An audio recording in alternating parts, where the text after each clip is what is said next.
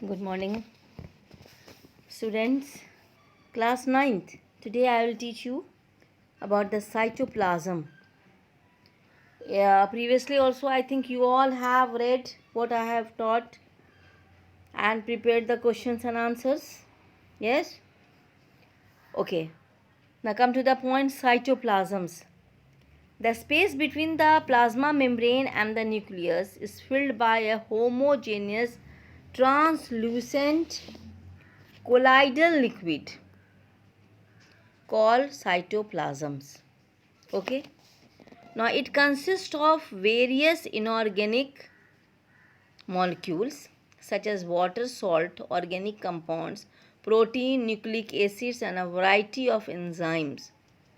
Cytoplasm क्या चीज़ रहता है, कंसिस्ट करता है, उसमें क्या क्या रहता है?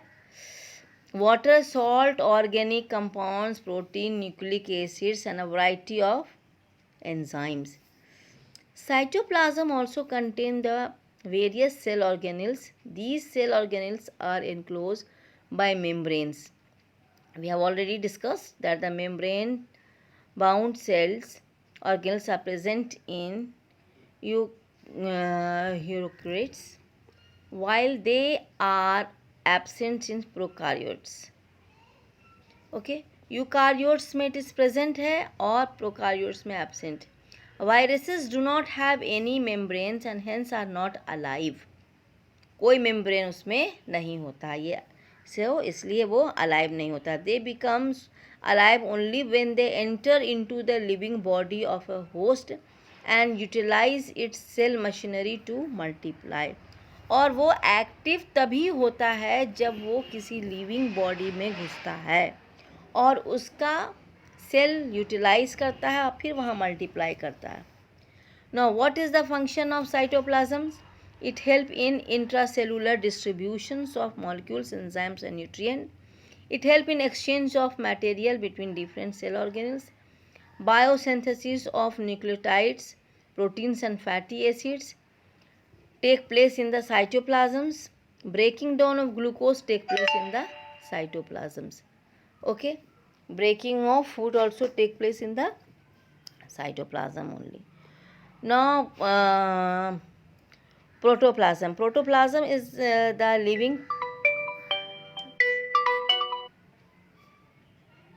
living component of the cells containing cytoplasms and the nucleus in the living cells. The chemical compositions of protoplasm varies from one cell to another. The common element found in protoplasms are carbon, hydrogen, oxygen, nitrogen, iron, phosphorus, sulfur, etc., which constitute carbohydrates, proteins, fats, minerals and water. All the living components of the cell lies in the protoplasms and perform their function. तो protoplasm क्या है भाई?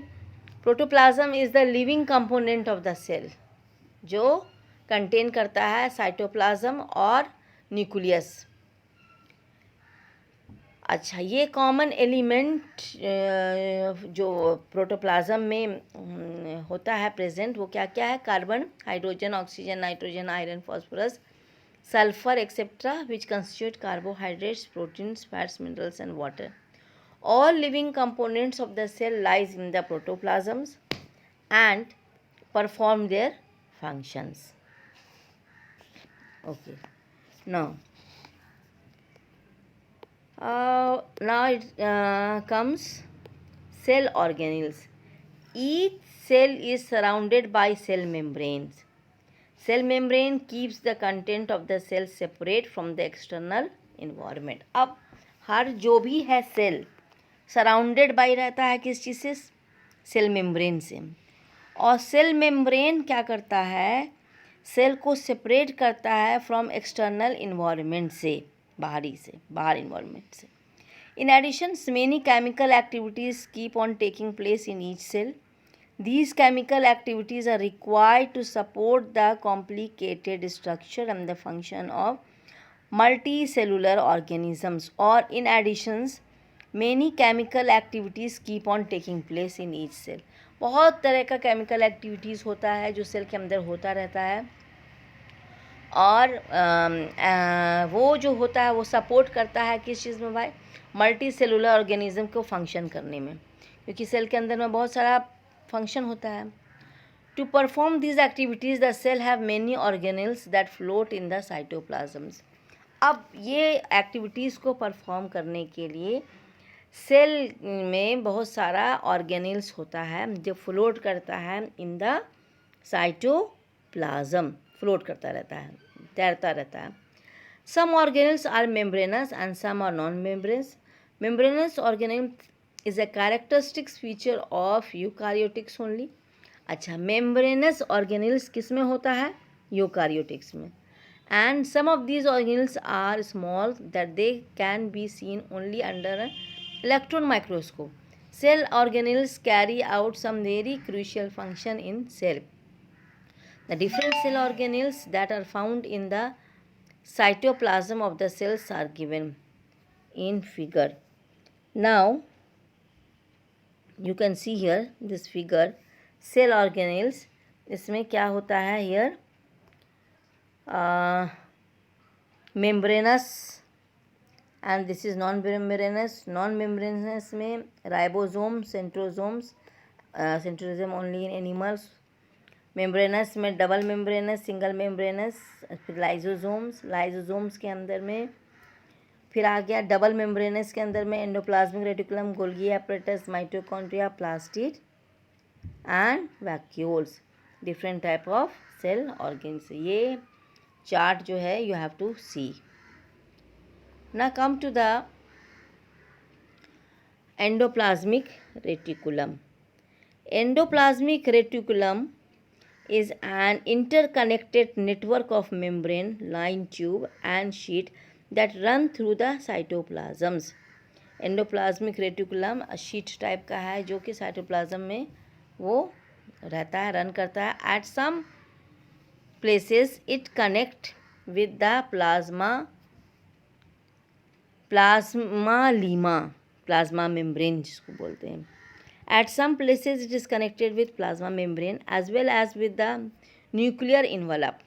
It look like a round or oblong bag or long tubular. Endoplasmic reticulum is similar in structure to the plasma membrane. Endoplasmic reticulum always form a network system. Endoplasmic reticulum is mainly of two type, smooth and rough. तो कहने का sense है कि endoplasmic reticulum interconnected है network of membrane, line, tube and sheet that run through cytoplasm. Cytoplasm में run करता है.